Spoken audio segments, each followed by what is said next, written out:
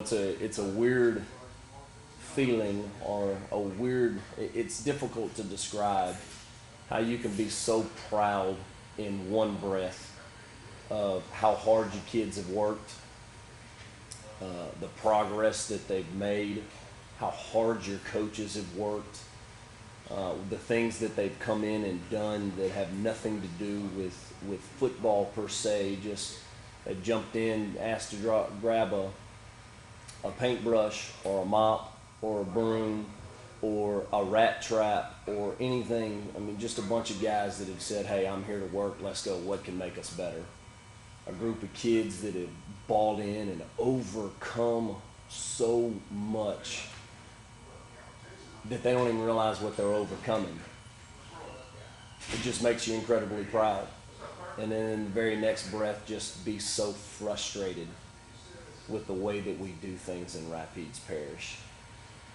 Just how far I think we miss the boat with some of the good things that we do. We can't even recognize that we're missing out on the best. And it's just frustrating, and I don't know how to sustain it much longer unless we shine a light on some of these things. To say that we've always done it that way and we're going to continue to do it that way if it's not the best way to do things. Tell me how that makes any sense. Tell me how that's how anybody ever became the very best that they could be. You know, we're here to work. God, we've got such a phenomenal group of coaches right now, and I'm just so proud to be associated with them. But we got to make some changes. You know, according to the LHSA office, Alexandria Senior High is one of 2 5A programs in this entire state without an athletic trainer, without a sports medicine department. We don't take very good care of our kids.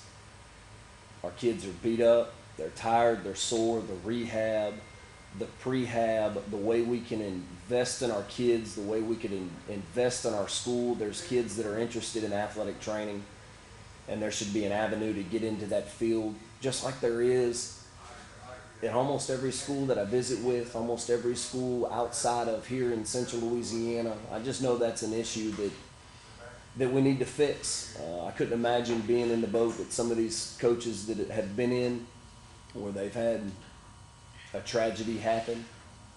I am not a medical professional. None of my coaches are medical professionals out there on that practice field every single day, and I just cannot understand for the life of me how we can't get that fixed here in Rapides Parish. Money. I don't know how many people are aware. We've got an incredible community, and they support our school. Man, they support our school, and it's awesome. But how many people are probably, there's not many people that are very aware that over just my time here at Ash, to pay for non-allotted coaches, this is an athletic department, not a football program, but to pay for non-allotted coaches and then student insurance, which the school board passes on to the high schools. We've probably given Rapides Parish School Board $500,000, over $400,000 just in my time. This is the start of my 6th year. We've had to pay back out of our own athletic departments for non-allotted coaches and student insurance, $400,000, $500,000. I'm trying to get an exact number. I don't know how many people are aware that that's not the way that it's done all across this state. You know, you can call and ask, and then I look at, I think there's a perception out there because we have such phenomenal people. Our teachers are phenomenal. Our administration is second to none. I mean, I just am so proud to work with the people that I work with and how hard they work. And there's a perception out there that we're on the gravy train and we have it all. And nothing could be further from the truth. We got a bunch of adults and we got a bunch of kids that wake up every single morning. They grab one side and they grab the other, and they do everything that they can to make ends meet. And we put that perception out there, but it's just not the truth. And I can't imagine if we had that $400,000 or $500,000 within our own school, our girls wouldn't have to get dressed in a public restroom when they come out to the stadium that overflows half the time because the plumbing's bad. I mean, how is that acceptable in this parish and at this school, from this school board, that our young ladies that participate in track or powerlifting, or if they're on the soccer team and they come out to our athletic facilities, they get dressed in a public restroom. Imagine what we could do if we weren't paying $500,000 over 5 years. And, you know, I think of the junior high, I think of football specifically. I was told 2 years ago at our junior high about 200 kids tried out for football. We keep about 50 on campus, keep about 55. Another school across town had 67 kids try out for football in junior high. They were only allowed to keep 35 because we don't want to fund it. We don't have the shoulder pads or the helmets, or we don't want to go out and get it and do the things necessary, and yet we wonder why we're not competing on a state level. And I hear this same old tired argument of well, we just don't have the players that they have around the other parts of the state. Well, you just eliminated, you know, at one school, what is that, 75% of the kids? At one school, 50% of the kids. I don't even know what kid's going to turn into a starter for us when they're ninth graders by the time it's all said and done. I can't tell you how many kids that have come in as ninth graders, couldn't walk and chew gum, not a guy that you pencil in as this guy's going to be a future starter, but they showed up every day, they worked their tail off, they remained coachable, and a year passed, still weren't playing, they kept showing up, and by the time they're a junior, and some of them by the time they're a senior, they're a pretty solid player. They're a high school contributor on a pretty solid high school football team because of what they've done and how hard they've worked. Yet at the junior high level, we're going to be able to identify who the future players are in the 6th or 7th or 8th grade. Tell me how that makes any sense. Tell me how that's us being the very best that we can be. And, you know, as you cut these clips up and you play it, and I want to shine a spotlight on it because I just know that we can be better. And that's all this is. I'm here to work. I'm here to invest. How many studies are out there that show when you give a kid something to belong to at the high school or the junior high level, the impact that it has on them to get them to graduation, to get them moving further along when they have somebody at the high school that's invested in them. And yet we're cutting how many kids at the junior high level? I just don't understand it. And I refuse to accept the same old tired excuses that I've listened to. This place, these people are incredible, and we've got to start choosing to pursue the very best for ourselves, and that's the way things will change. To say that you're going to win a championship every year, that's not what I'm talking about. I'm talking about being the very best that we can be every single day. And if that's some years where we have opportunities to win it, great. But the things that kids learn from being a part of an extracurricular activity, man, I don't know how you put a value on that. I think it's every bit as important as what they're learning in the math class and what they're learning in the English class and what they're learning in the science class. The self-discipline, the sacrifice, belonging to a team.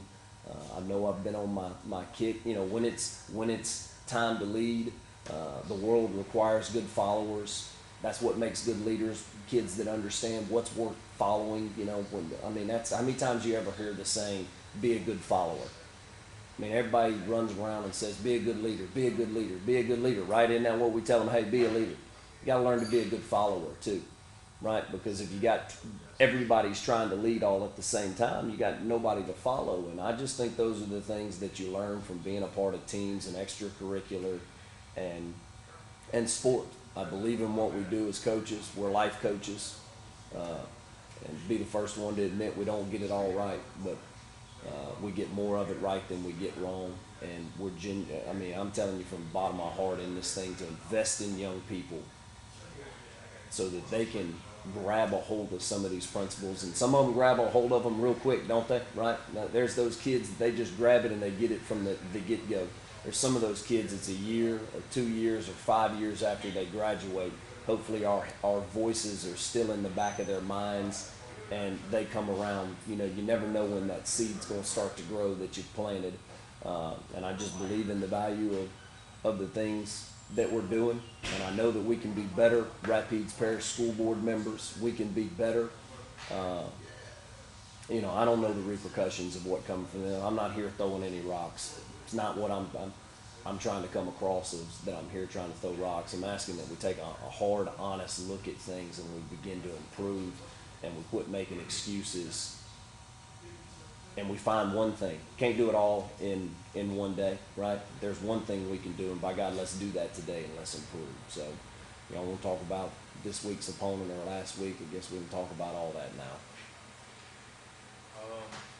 Coach, you kind of said a mouthful, but I kind of want to stay there for a minute.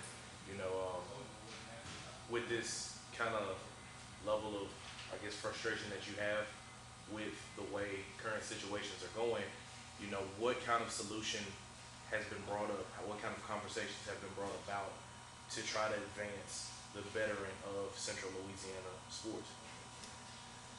It's a good question. What's been done, I don't know. I don't know. Been a whole lot of talk, but I don't know what's been done. And I mean, I want to say on it as well. And where do you go from here? Is that contacting the school board or? I don't know.